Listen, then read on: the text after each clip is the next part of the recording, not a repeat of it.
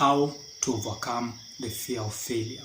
For us to conquer failure or the fear of it, it's important that first of all we understand that this is normal.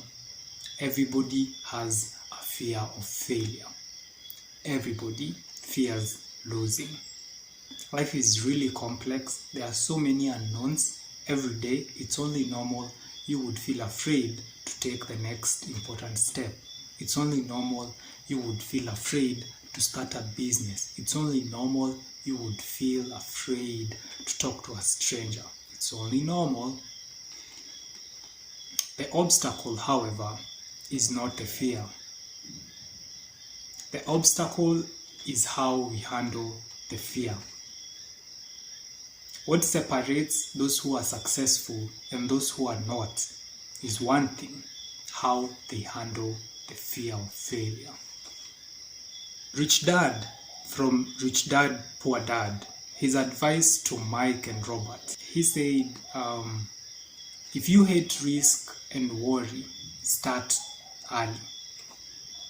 He goes on to compare the people who start investing in their 20s and those who start investing in their 30s. There is a staggering difference between these two. How do the poor handle failure? How do the unsuccessful handle the fear of failure? They simply avoid the whole topic altogether. The reason why these people are starting to invest in their 30s is because they avoided the topic all through their life, all through their 20s, and they're starting in their 30s. The reason why those who are starting to invest in their 40s, they have ignored this topic from their 20s to their 30s. Some will begin in their 50s. They had simply avoided the whole topic until they couldn't any longer. The poor manage the fear of failure by avoiding it. How do the rich manage the fear of failure? Well, let's get to know how they manage the fear of failure. Fran Tarkenton, the great NFL player, put it this way: winning is being unafraid to lose. Most people, their fear of failure is greater than the joy they will experience from success. So they put much of their focus, much of their energy in what could go wrong, and what could go right, they have such small attention on that. For winners, they know how to turn a loss into a win. How do they do this? Winners have their focus on the joy of success.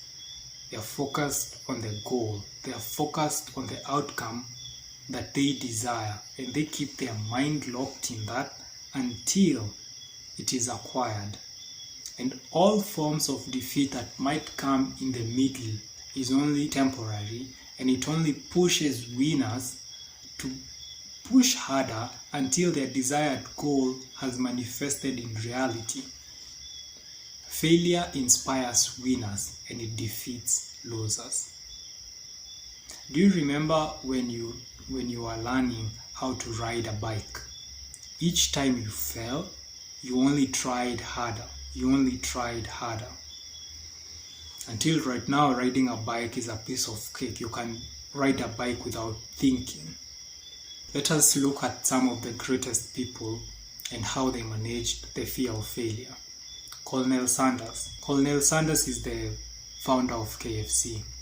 How many times did he get rejected while he was trying to raise capital to start KFC? He got rejected more than 1,000 times. Why did he not stop? Thomas Edison. How many times did he try the light bulb? How many times did he try for it to work? We are told that he tried 10,000 times until he got the light bulb correct. From when he was starting until the 10,000 times, why did he not stop? Do you think they knew how many times they were gonna try before it became right? No, they did not. their focus was on the goal. Thomas Edison's focus was this light bulb better light up and it better sustain for a long period of time. If that doesn't happen, I'm not stopping. And each time he got it wrong, he learned something.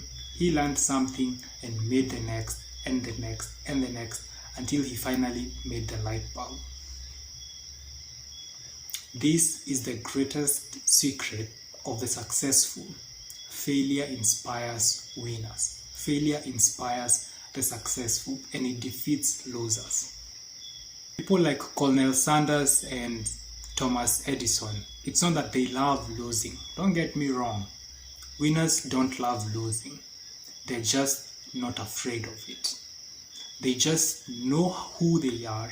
Colonel Sanders, Thomas Edison, they knew who the fuck they were and they knew how to handle failure. Failure inspired them to move forward. Failure inspired them to keep going until it was right. Their focus was on the goal. There's a big difference between hating to lose and being afraid of it. Most people are afraid to lose, that they lose each time. As a matter of fact, the reason why 90% of people struggle financially and in life is because most people are in the game of life not to win. They're not playing the game to win. They're just playing not to lose. I love playing poker. I love playing poker on my free time. Each time I get in a game, I always play to win. Each time I get in a game, I always play to win. That's my focus, to win the game. The other people who are playing with, their focus, as I usually see, their focus is to stay in the game. Their focus is not to lose. But my focus is to win, and they always wonder, why are you winning so many games? And I tell them, I'm playing to win. You're playing to stay in the game. Start playing to win. That's the same thing that winners implement in life. You play to win. For you to make any substantial progress, you must go unbalanced. Try and observe a kid, an infant, learning how to walk. He's wobbly on all directions. Look at you when you are trying to ride a bike. You are falling and falling and falling. You are unbalanced. For you to make progress in life, you must go unbalanced. The successful and the rich are not balanced. They are focused. They have their focus and their attention on what they want to attain. Fuck balance. Their life could be falling apart. Steve Jobs, this guy right here, he was fired from the company he started. He started Apple and he was fired from it. His whole world was crumbling down. You've started a company and now the board members that you elected have fired you from your position and you're out in the streets. He came back later with a company called Next and he later got his position back. But how did he do it? What state of mind was he at? He was focused. His whole world was falling apart, but that was not his main focus. He didn't try to put balance and try and maintain his image with the people. He got focused on what he wanted. The rich and successful are not balanced. They are focused. If you have little money and you want to be successful, you have to go unbalanced and go focused. Be focused on what is it that you want to attain. The poor and unsuccessful put a few eggs in many baskets and expect big outcomes. But how do the rich do it? The rich take a lot of eggs and put it in a few baskets, and they stay focused. They stay in course until it's fulfilled. If you have dreams, if when you close your eyes, you can see more to yourself than your current circumstance, if you have dreams of getting out of the rut and taking charge of your financial independence, the first question you should ask yourself is, how do I handle the fear of failure? You can try and look at your past experiences and how you handled it when times were tough and you are there. How do you handle failure? If failure inspires you, if you have failed at something and you have felt, I'm gonna come back harder and I'm gonna get this. I'm gonna get this until I get it right. That's the only way I stop. You should go for whatever you want. There are people, however, who the fear of failure makes them feel weak. It makes them throw a temper tantrum. It makes their head spin. If you are one of these people, you should probably play it safe and choose strategies that don't leave you out in the open so much.